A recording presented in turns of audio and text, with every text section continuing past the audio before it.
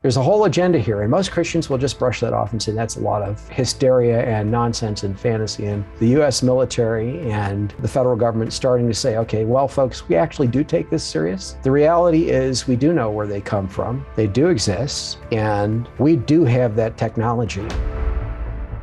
So we are aware that there were human-angel hybrids, the Nephilim of history, right? The demigods of mythology, ancient Greek and Roman lore, et cetera, and then what was before the flood. These unnatural creatures that were taller typically than humans and that were often worshipped, presumably, as gods, that brought about a lot of violence on the earth, leading God to judge the earth in Noah's flood, okay? Being wiped out in the flood, these human angel hybrids, these creatures came about as the result of some of the fallen angels going into human women and impregnating them unnaturally. And these women gave birth to hybrids, chimeric hybrids, part angel, part human. We know all that from the biblical account, okay? What we don't know is how that relates to the dinosaurs, and I'll say we, that doesn't mean me. What most Christians have not understood or known is how that relates to the dinosaurs or what these creatures did beyond Earth, okay? We know today that there's all this talk of quote unquote aliens, right? And those who say they're witnesses to them say they encountered corporeal beings like greys or quote unquote reptoids or these kinds of things, humanoids, often abducted, taken in actual anti-gravity craft like flying saucers, this kind of thing, to be impregnated. That's often in the accounts, and to have the children taken, these unnatural children taken from them before birth, okay? There's a whole agenda here, and most Christians will just brush that off and say that's a lot of hysteria and nonsense and fantasy and delusion, and you're just a crazy person influenced by a demon or whatever. You're just a little loon, right? A little off, okay? So, and now, of course, in recent years, we've had the U.S. military and the federal government starting to say, okay, well, folks, we actually do take this seriously, and we don't know what these things are or where they're coming from. That's the public line, okay? So a lot of that is just lie upon lie upon lie, what we're being told publicly. The reality is we do know where they come from, and they do exist, and we do have that technology also. We've had the ability to do interstellar travel now for several decades. Humans do. And it's been acquired from humanoids who are working behind the scenes with militaries, including our own, to prepare for Armageddon. Okay, when you say interstellar, beyond our solar system, between star systems. I see. Faster than light travel. Light was never a barrier to travel, in fact, in terms of speed.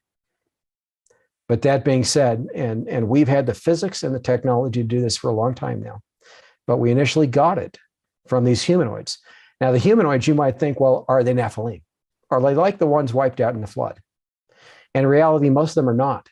They've been genetically engineered from life on Earth as chimeras, part human and partially other creatures on Earth, okay? To fool mankind into thinking that aliens are real. Like the greys, like reptoids, the ones that people report encountering when they're abducted, okay? Those who remember their abductions in hypnotherapy sessions and things like that, and often without hypnotherapy these days. They remember what happened to them at some point. And they recount these things, and their stories are eerily similar. All these people who've never met each other around the world. And then we have all this photographic and videographic evidence of these craft.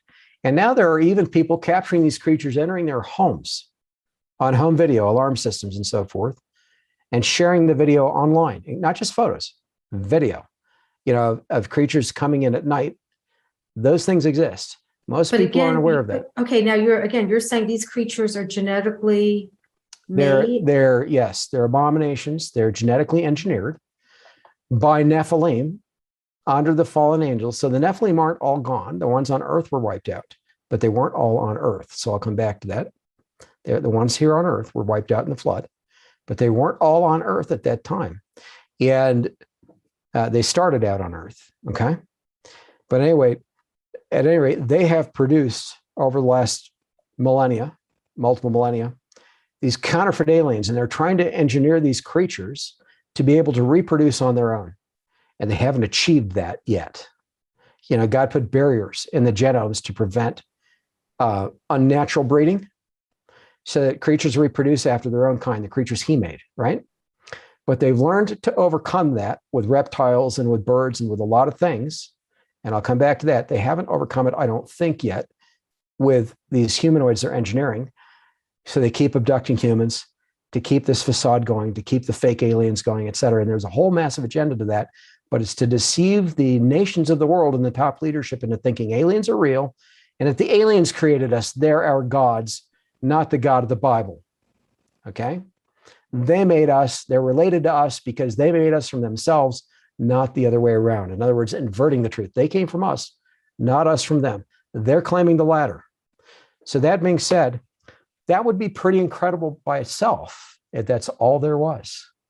There's a great deal more, and it is staggering, and it destroys macroevolution. And I'm going to give the evidence. In other words, it proves that all the astrophysical models that are out there for the formation of our solar system, where they claim that it was built up through gases coalescing into little tiny dust, and then bigger and bigger clumps, with little mud balls, and bigger clumps like rocks, and bigger clumps like comets and asteroids, right? And then them colliding to form planetary bodies, yada, yada, till you get what we see as our solar system over billions of years. What I'm going to give the world in that solar apocalypse makes all that impossible instantaneously.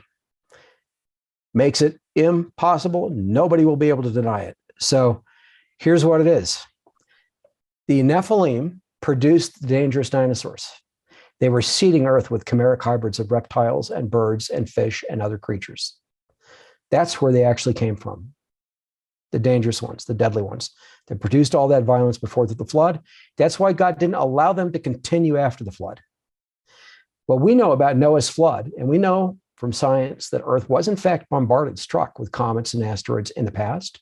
Scripture doesn't talk about that directly, and Christians think Scripture doesn't talk about that at all, quite often. Here's what Christians are missing. With Noah's flood, the windows of heaven were opened, is what Scripture tells us, right? We understand that it rained for 40 days and 40 nights with the flood. We understand that's associated with the windows of heaven being opened. They're in Genesis. What does it really mean that the windows of heaven were opened? Well, number one, it means they could look through the sky, if anybody was under that, to see space and no atmosphere above them. The atmosphere was ripped apart. What happens if you get a big enough comet or asteroid strike? It doesn't have to be a very big one, by the way. The atmosphere above it gets ripped apart. You can literally, if you were under that thing, look right into space. And see the stars like if you were outside the atmosphere in space with a light on your periphery, but you'd suffocate, of course, but you would see that, right? Okay, so that's a suggestion that the Earth was bombarded also at that time with the flood, that's part of what triggered it, okay? We can look in our solar system and we can see that our moon is pockmarked badly on one side, more so than the other, from bombardment. We can look at Mars and see its whole surface has been badly bombarded. Okay. We can look at Venus and people say, well, the scientists do, it was probably an Earth-like planet, but something happened to it that made its atmosphere super hot like it is today. Some catastrophe happened and we don't know what that was, right? We can look at what's between Mars and Jupiter, the asteroid belt and so forth, and what's beyond. And there are a lot of people who think there was one or more planetary bodies that no longer exist, a planet or two or more, that were just blown to bits, sitting between Mars and Jupiter, okay? So here's what really happened. And I'm not just saying this, I'm giving the proof in the Solar Apocalypse series, what the world hasn't seen and what's been covered up. I have it, and I'm going to give it on a silver platter. So we did have at least one planetary body between Mars and Jupiter, if not more than one. All those planetary bodies, meaning the moon, Mars, that destroyed planetary body, and others in our solar system, were densely populated with these hybrids the Nephilim were producing before the flood on Earth happened. They had seeded dinosaurs and other creatures all over our solar system already. Earth was incredibly densely populated by the time the flood happened. God made Earth very fertile from the beginning, much more so than it is today, okay? With a denser, thicker, more oxygenated atmosphere, more humid, etc. Earth was ripe for life to thrive and grow rapidly and larger everywhere before the flood. Our moon had an atmosphere and an ocean. Most people don't know that. But in about the last 5 years or so, scientists who are not Christians, who are evolutionists, are coming out and saying, we have evidence that Earth's moon once had an atmosphere and an ocean for at least 100 to 200,000 years. That's their claim. Now, of course, we know that it's not that old, right? The solar system is actually only thousands of years old. But we'll just let that go for a minute. They're seeing evidence that the moon had an atmosphere and an ocean, a liquid water ocean, our moon. Mars was Earth-like, only smaller and lower gravity, right? But otherwise, it was Earth-like. It was ready for life, like our moon. Same thing with a planet or planets that no longer exist between Mars and Jupiter. So here's the deal. We, meaning mankind, have now visited multiple comets and asteroids for up-close photographs in our solar system, not just Mars, not just the moon, okay? All of them, including Mars and the moon, are covered with complex biological fossils, including fossils of dinosaurs. Some identical to those that were on Earth. Wow. Some very different in appearance, but a very large variety, much larger than the variety of dinosaurs we've seen on Earth in our museums and so forth. Stunning, staggering, in many cases, Titan-sized. You know, like the kaiju, the titans of Asian mythology and lore? I have photos of real ones that are not on Earth. I've got a good photo of a head sticking out of the side of a comet that's bigger than what can fit in my living room, just the head, of a reptile that has the eyes, the ears, the mouth, part of the neck, all exposed, sticking out of the side of the comet. And that's not even a big one. Not even a big one. There's nothing that's been portrayed in our science fiction on Earth, even like the Cloverfield movies, the last one where the thing has its head in the clouds. It's so big. Okay, the creature, even that isn't the biggest one. There are bigger ones that did exist. And I've got photographs of them. I'm not just saying this. Photographs from NASA and other space agencies that they've not talked about. There was one where JPL, the Jet Propulsion Laboratory, came close and they said, you know, this looks like a creature, but they dropped it right there because it was about 70 miles in length. But why would they not want us to know about that? Because they can't explain it and it's terrifying. And it might just be that they're not all dead. Some of them on Mars.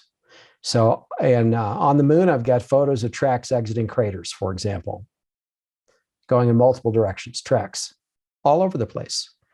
But that being said, we see this on Mars, all over its surface. Everywhere the rovers have been, we also see orbital photos showing giant heads. People talk about that face on Mars. Well, that thing is about a mile in diameter, and it's huge, right? And they think it's an unnatural construction, those who look at that and think something about it. You know, it's not just a decayed mountain, right? There are much better ones that are much larger on Mars' surface that are not decayed like that have been photographed orbitally. So I've got examples. All of this material that you're talking about is in the Solar Apocalypse series, but that's not the clincher. This is true of the moon too. So the moon, all that gray stuff that we see is actually ash. After the moon was struck, you know, mostly bombarded on one side, shielding the Earth with Noah's flood, and the atmosphere ripped away, that liquid water ocean that was on the moon's surface mostly just froze in place. So there's enough ice just on the surface of the moon today to where if it was all melted, the entire surface of the moon would be covered by an ocean. Wow. Liquid water. The whole surface of the moon today would look like a ball of water to us. But all that froze, you know, and the stuff that was on the land was incinerated, and all that ash rained down on the surface of the moon everywhere and covered that ice mostly and everything else. So now we see a gray ball, but all that dust is ash. That's what it is. It's fine ash. Often it's volcanic ash also, but it's ash. So that's our moon. But here is the clincher. Comets and asteroids, if they were what astrophysicists, macroevolutionists claim them to be, could have nothing more than dust, ice, you know, frozen gas, rocks clumped together, you know, metals. That's the most that they could have. And even that's hard to explain when you get into things like metals It takes a lot of scientific acrobatics to try to explain much of that, let alone the idea that they're finding organic molecules in all of these objects, okay? And that much they've admitted publicly. They're all covered in organic molecules, okay? And they're having trouble explaining that, so they're just kind of giving what in reality is mostly scientific nonsense to the public about it. And most people don't realize that they're being told nonsense. But here's the real deal. All of those objects, the comets and asteroids, every single one that we photographed up close, are covered in complex biological fossils. Heads sticking out through the surfaces, sometimes complete corpses lying on the surfaces. Wow. In other words, these are the debris of one or more planetary bodies that were densely populated, exploded, blown into space, some off the surface of Mars. And as they were blown into space, they clumped, and those creatures weren't all dead. So they tried to make their way. I mean, this happened really fast. They tried to make their way to the surface to breathe. They get there, and where are they? They're in space. Instant suffocation and freezing, and just dying, freezing in place. The point is, if you can show photographs like that and heads sticking out of the surface that are obvious, which I can, and will, in that solar apocalypse series, everything macroevolutionists have ever claimed about the existence of our solar system or anything else in the universe, evolving over billions of years of models, literally become impossible.